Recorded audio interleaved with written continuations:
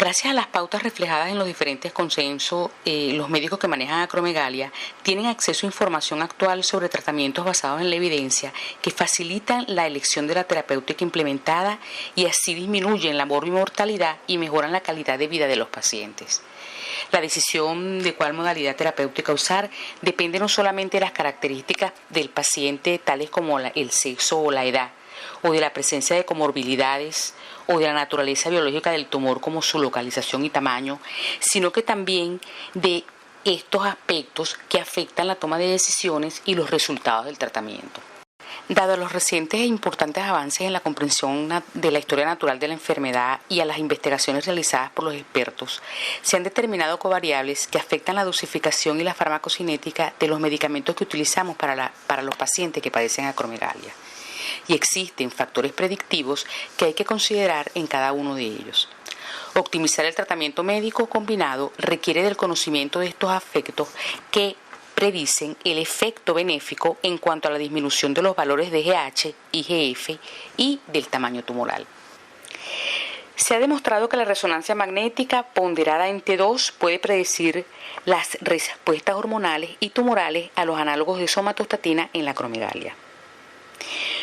Partiendo de que los adenomas hipofisarios secretores de hormona de crecimiento pueden ser iso e hiperintensos en las secuencias de resonancia magnética ponderadas en T2, Tórtora realizó un estudio en la cual los pacientes con adenomas T2 hipointensos tuvieron una mediana de disminución inducida por análogos de somatostatina en GH e IGF-1 de 88 y 59% respectivamente, que fueron significativamente mayores que las disminuciones observadas en los grupos T2 iso e hiperintenso con una P estadísticamente significativa. La disminución del tumor con análogos de somatostatina también fue significativamente mayor en el grupo T2 hipointenso con un 38% en comparación con los grupos T2 iso e hiperintensos con un 8 y 3% respectivamente y una P estadísticamente significativa. Esto trae a colación el trabajo de Tórtora, donde él plantea que las secuencias ponderadas en T2 de la resonancia magnética pueden ayudar a clasificar los adenomas hipofisarios, secretores de hormona de crecimiento, en un tipo T2 hipointenso y T2 hiperintenso y por lo tanto identificar a los pacientes que pueden responder mejor al tratamiento con análogos de somatostatina de primera línea. Entre los aspectos predictivos que me favorecen la resistencia al tratamiento con los análogos de la somatostatina, se han planteado factores y mecanismos moleculares. Entre estos aspectos, se ha determinado que en los hombres son más frecuentes los macroadenomas al momento de la consulta y que esto va a tener un impacto importante a la hora de instaurar la terapéutica. Igualmente, las alteraciones genéticas y las mutaciones traen problemas en estos pacientes que no responden adecuadamente. Igualmente, como hablamos anteriormente, las imágenes ponderadas en T2 y está involucrada también la presencia del la proteína Ki67 que se observa mucho más marcada en los pacientes con tumores grandes y agresivos. Todos estos aspectos hay que considerarlos a la hora de nosotros plantearnos qué sucede con nuestro paciente cuando lo tenemos regularmente en la consulta y no responde al tratamiento con los análogos cuando lo instauramos de primera línea. Entre los mecanismos moleculares se ha demostrado que la expresión de la proteína del subtipo 2 del receptor de somatostatina se correlaciona positivamente con el resultado del tratamiento con los análogos de somatostatina en los adenomas secretores de GH. Y recientemente se ha validado un nuevo anticuerpo monoclonal como método fiable para detectar selectivamente los niveles de proteína del receptor del subtipo 2A en los conejos fijados con formalina. Este hallazgo nos representa una herramienta válida en la práctica clínica para identificar a los pacientes acromegálicos que probablemente respondan a la terapia adyuvante con análogos de somatostatina actualmente disponibles.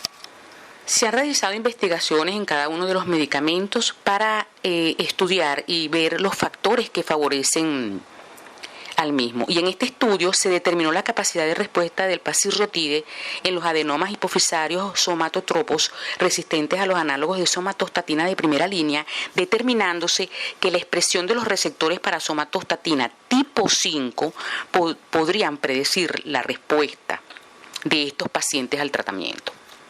Este estudio plantea la relación entre la respuesta al tratamiento con análogos de somatostatina y la respuesta al tratamiento con pasirrotide LAR. Y los resultados sugieren que en pacientes con acromegalia la capacidad de respuesta al tratamiento con pasirrotide LAR se correlaciona principalmente con la expresión de los receptores del subtipo 2 y no con la expresión de los receptores S5. En este estudio se evaluó la expresión del receptor de somatostatina en los adenomas hipofisarios secretores DGH tratados con análogos de somatostatina de acción prolongada en combinación con pegvisomán. Y se evidenció que la expresión del receptor subtipo 2 en los tejidos de estos adenomas se correlacionaba inversamente con la dosis de pegvisomán que se requería en este estudio para lograr la normalización del IGF-1 durante el tratamiento médico. En cuanto a la combinación de pegvisomán más cabergolina, se ha determinado que con un ajuste de dosis adecuado, el pegvisomán normaliza el IGF-1 en hasta 97% de los pacientes. Y en este estudio clínico prospectivo se reclutaron 24 pacientes para investigar la eficacia de la combinación de cabergolina y pegvisomán, bien como terapia o combinados, y los resultados sugieren que el tratamiento combinado es más eficaz para reducir los niveles de IGF-1. El objetivo de este metaanálisis fue obtener una imagen más precisa de la eficacia de la cabergolina en la acromegalia, tanto sola como en combinación con análogos de somatostatina. Y se sugiere que el tratamiento con cabergolina como agente único normaliza los niveles de IGF-1 en un tercio de los pacientes con acromegalia.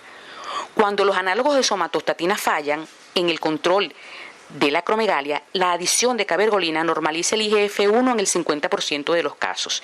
Y este efecto puede ocurrir en pacientes con normoprolactinemia. Este estudio evalúa la seguridad y la eficacia a largo plazo de pegvisomán en combinación con análogos de somatostatina de acción prolongada.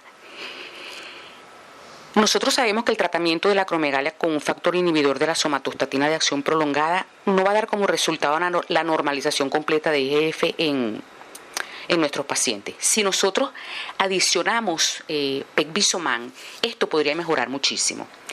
Y en este estudio se determinó que la combinación daba como resultado la normalización del IGF-1 en el 97% de los casos, reduciendo la dosis requerida de pegvisomán. En el diseño del estudio PEI se evalúa la eficacia y seguridad del pasirrotide de liberación prolongada, sola o en combinación con pegvisomán, cuando cambian a los pacientes con acromegalia que estaban bien controlados con análogos de somatostatina de acción prolongada y pegvisomán por pasirrotide LAR con o sin pegvisomán. Se evidenció que el cambio a pasirrotide LAR, ya sea en monoterapia o en combinación con pegvisomán, puede controlar los niveles de IGF-1 en la mayoría de los pacientes. Pasirrotide LAR demostró un efecto ahorrador del pegvisomán del 66% en comparación con la combinación con análogos de somatostatina de acción prolongada. La hiperglicemia fue el problema de seguridad más importante en este estudio. Este mismo estudio muestra la incidencia de diabetes relacionada con el porcentaje de pacientes evaluados a las 24 semanas y con los criterios de la ADA para diabetes. ¿Qué podemos resumir con respecto a la eficacia de los análogos de somatostatina? Bueno, que hay que tomar en cuenta el patrón de granulación, ya que esto nos va a dar imágenes características en la resonancia magnética ponderadas en T2, que hay covariables como los niveles de la hormona de crecimiento, la IGF, la edad, el sexo, que hay que tomar en cuenta a la hora de nosotros implementar estos análogos. Queda cuestionada la prueba de supresión aguda de autrótide, recordar la presencia de los receptores y la clasificación y, por supuesto, tomar en cuenta la señalización intracelular, que también está implicada como mecanismo molecular en en la resistencia a los análogos de somatostatina.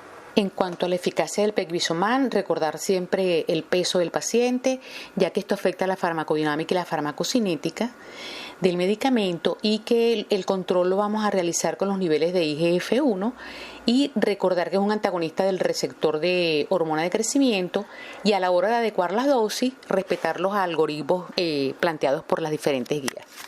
Recordar que la adición de cabergolina va a agregar algo de eficacia a los factores inhibidores de la liberación de somatostatina de acción prolongada. La combinación de los fármacos va a conducir a un menos uso de pegvisomán y a una administración menos frecuente. Recordar, como lo demostró el estudio PEI, que el pegvisomán no previene los eventos hiperglicémicos durante el tratamiento con pasiriotidelar, y que el control bioquímico, que los receptores que responden al control bioquímico no son los mismos que responden a la reducción de volumen tumoral en cuanto a pasirotide se refiere. Muchas gracias.